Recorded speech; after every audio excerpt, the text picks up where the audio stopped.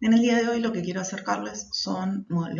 algunos de los movimientos artísticos que se produjeron en las décadas del 30, 40 y 50. Ese va a ser el recorte temporal que vamos a trabajar en el día de hoy. Como características del contexto durante estas décadas, lo que vamos a ver es que van a asignar profundamente lo que sucedió no solamente en estas décadas, sino en el tiempo posterior. Probablemente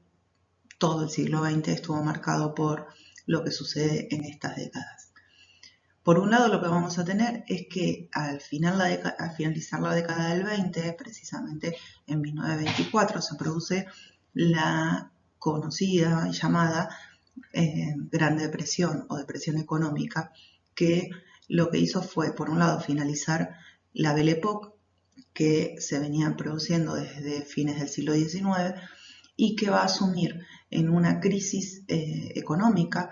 a básicamente todo el mundo,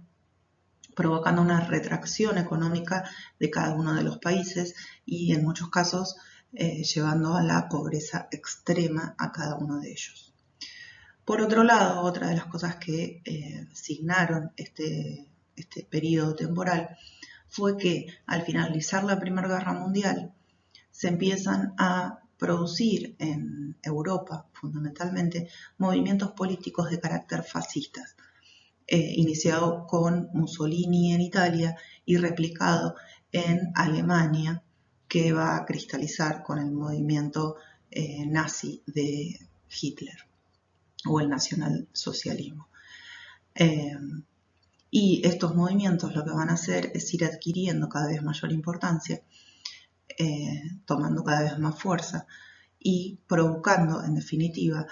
la Segunda Guerra Mundial al invadir Alemania, Polonia y desencadenando toda esta guerra que dura desde 1939 a 1945. ¿Qué es lo que sucede con esta guerra? Bueno, no vamos a hablar puntualmente de el holocausto judío ni de las aberraciones cometidas por este régimen fascista que marca todo el continente, pero lo que va a provocar en el mundo artístico es que por haber sido expulsados de su territorio, por las persecuciones que sufrían en cada uno de los países de Europa, los artistas lo que hacen es, aquellos que pueden movilizarse y pueden huir de la guerra, se van a trasladar a América, fundamentalmente Estados Unidos. Entonces el centro artístico que había estado situado en París desde el siglo XVIII va a cambiar el eje, se va a trasladar hacia Occidente y va a instalarse en Nueva York, centro que sigue estando al día de hoy presente en esa ciudad.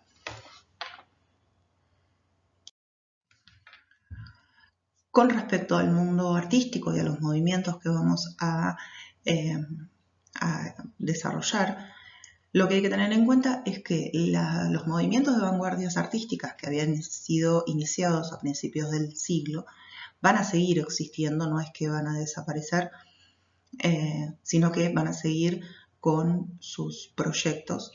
tanto en el continente europeo, los que pudieron, como los que se trasladaron hacia América. Van a seguir produciendo ese tipo de arte. Pero lo que vamos a ver son distintos elementos que se van a fundar o que van a cristalizarse durante estas décadas. En primer lugar, lo que vamos a ver es la escuela de la Bauhaus. No es que se haya fundado la escuela en estos momentos, sino que habiendo sido fundada en la década del 10 al 20, fundamentalmente en 1919 se origina, tuvo un crecimiento durante la década del 20 y tal fue el crecimiento que todos sus artistas, todos sus profesores y sus directores empezaron a ser perseguidos por el régimen nacionalsocialista en Alemania, por lo que en 1933 tiene que cerrar las puertas en ese país y se traslada a Estados Unidos. Y una vez finalizada la Segunda Guerra Mundial, ya pisando la década del 50, vuelve a instalarse en Alemania. Por eso nosotros lo vamos a ver en este contexto. Es el de cristalización, el de conocimiento de sus producciones y el momento en el que adquiere mayor importancia la escuela. Por otro lado, durante el tiempo de la guerra, en Estados Unidos surge un movimiento que va a estar o que va a ser un conglomerado de artistas americanos y europeos que se llamó expresionismo abstracto. Tiene muchas vertientes, nosotros vamos a ver algunas, pero lo que quiero que entiendan es que es un movimiento devenido de todo el